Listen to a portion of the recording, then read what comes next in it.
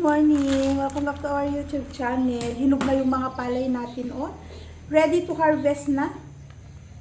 So, ngayon, gagawa ako ng rice cake ni Asher, pangbaon niya sa school. Yan, simula na naman tayo sa ating mga luto-luto serye sa umaga.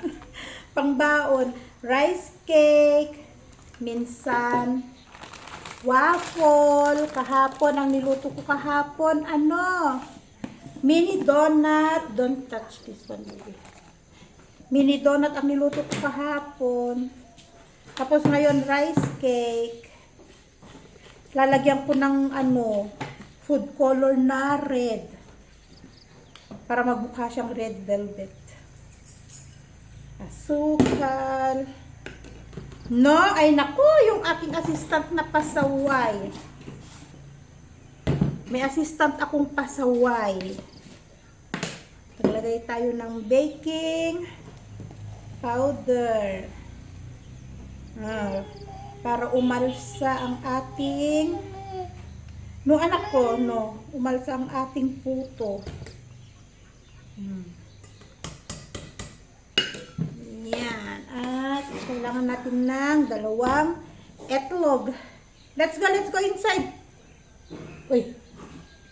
Yung assistant kong pasaway. Let's go. Come.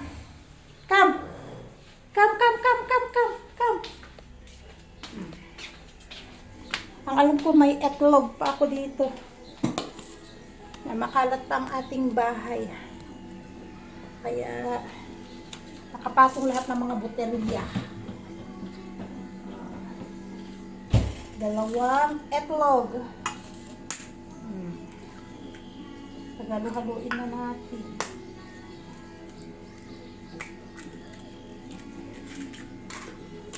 Maglalagay tayo ng salt. Come here.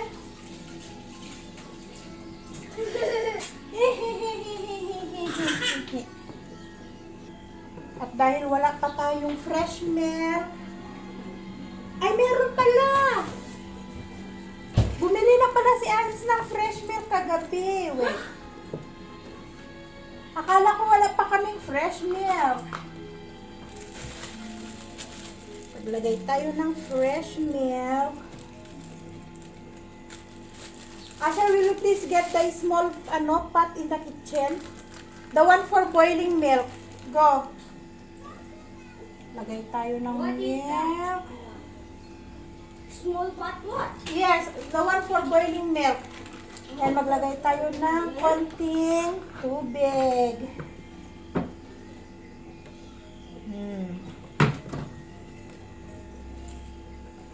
Make it fast, Manasher, oy. Next. Here. No, the small one. Ay, give me.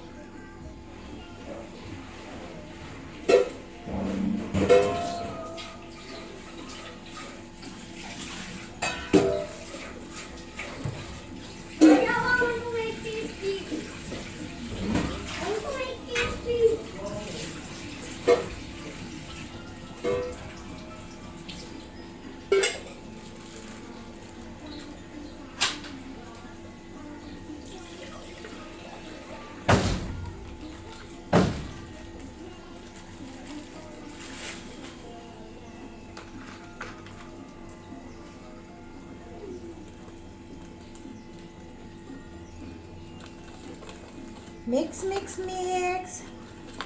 Hanggang sa makuha natin yung tamang texture ng ating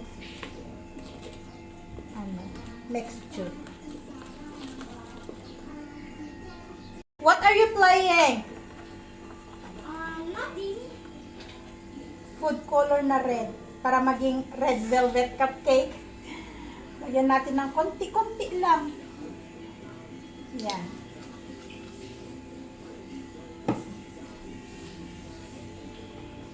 Ito na siya.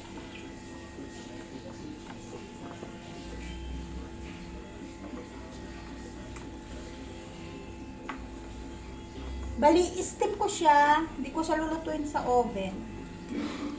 Saka lang ako magluluto. 1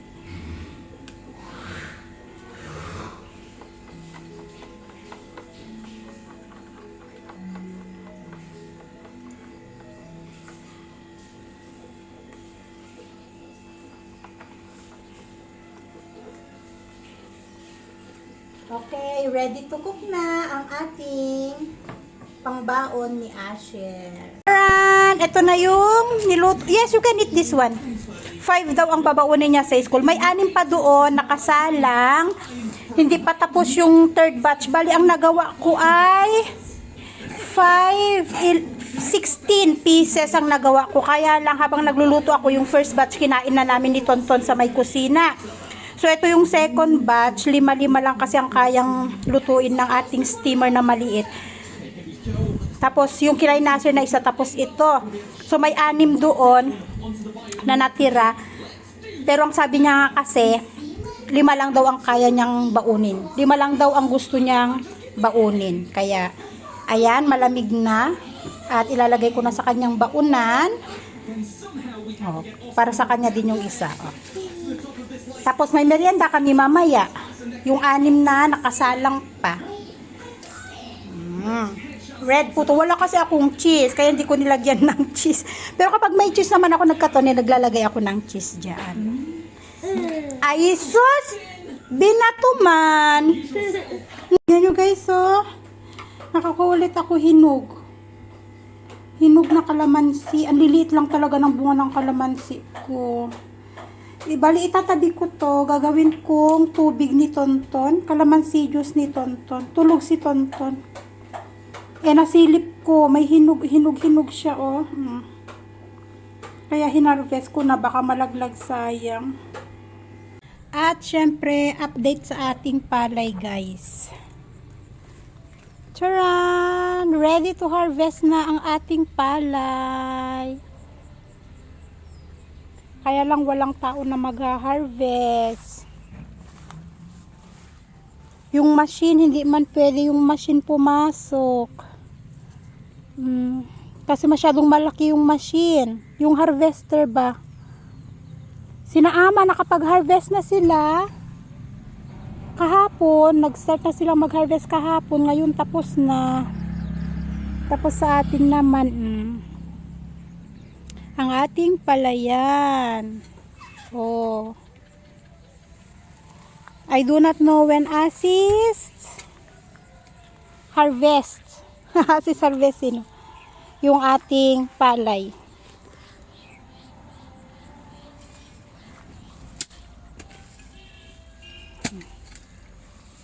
Diba hanggang doon? Ilang sako kaya maha-harvest natin dito? Kaya lang, tingnan natin yung ano niya. Malilit ang butil, no?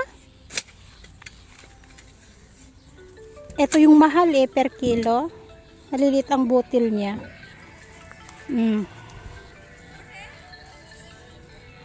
Muti daw. Hello?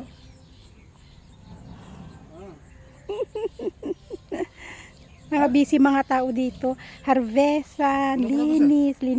Pakita ko sa inyo. Tingnan nyo, dito kahapon si Didi Nisa, tingnan nyo yung ginawa niya. Oh. Naglinis siya dito, nilinis niya. Tinanggal na rin niya yung papaya nila kasi magtatanim yata siya ng sag. Kasi nga, winter na. So, kailangan na nilang maglagay ng mga sag ba na itra-transfer o yung mga vegetable ba na pang winter. Ayan, so nag-start na siyang maglagay. Nilinis niya to kahapon. Tapos hanggang kaninang umaga, tapos ayun, naglagay siya ng mga bato-bato doon. Yung pinakaharang. Kasi nga, new season na naman guys. At kailangan nga, kung ano yung vegetable para sa winter, i-ready na nila ngayon. Kaya yan, busy ang mga tao ngayon dito sa village. Kami, hindi pa kami makapagpa-harvest. Hindi ko alam kung kailan. Eto, kailangan ko na rin tanggalin to. Itong mga to. Kailangan na rin tanggalin to kasi luma na siya. Hindi na siya kagaya noon na maganda tignan. Ngayon yung mga buto niya, mga hinog na. Kailang wala man akong time maglinis-linis at meron akong Tonton na maligalig. At tuloy pa rin yung kanyang gamutan. Hindi pa tapos ang kanyang gamutan. Hi guys! Bumili si Asis ng puri tarkari. This one plain. At meron din tayo ditong Jollibee. Ayan. You will put vegetable here? Ana. Oh. Yan. Baba natin yung ating camera. Ay, sus, may sariling pinggan daw. Okay. Nanguha na yung isa. Kumain na. At meron tayo ditong puri. Ito yung puri. Yan. At yun ay tarkari at isang samosa. Kain tayo. Merienda namin, guys. Nagugutom kami. Ayan. Sakit ng tiyan ko. You tell you're eating kaja time. Kaja. Hello? हजुर घरमा भन्नु न खाजा खाँदै Just now. ल ल ल ल ल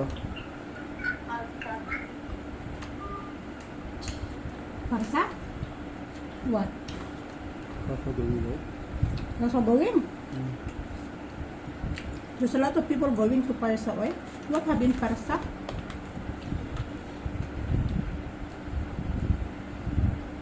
Not spicy the samosa na ko? Yes. Not spicy. Not spicy but very hot. Delicious, huh? Hot. Yeah. I can feel hot. Hot samosa but no. Anak, this one you will eat. Not the jerry. You're coughing.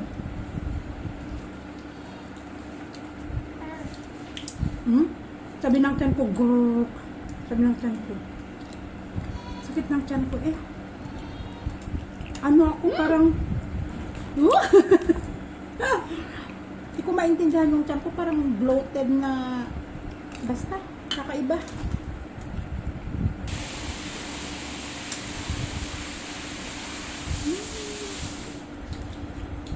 Delicious?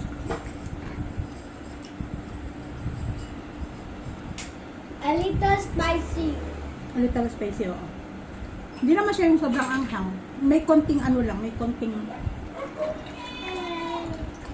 kagat.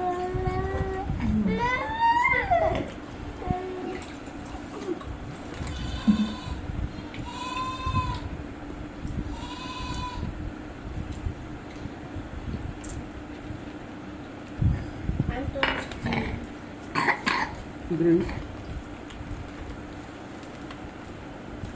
Yung tarkari nila ano, chickpeas na may patatas. Ganito lang siya, oh. Ano.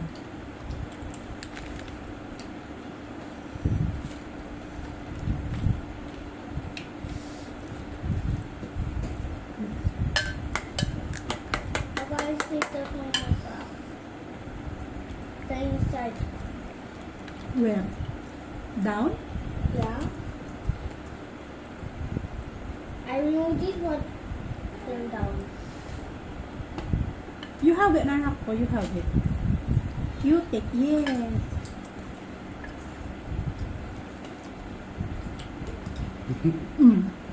Don't complain, ha?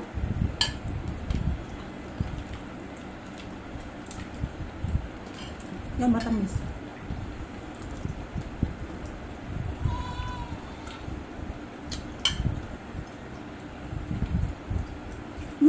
Puri. Puri tarkari you will eat? No, why? You're not gonna eat puri tarkari? Samosa delicious का choice हो दोनों के Oh. you.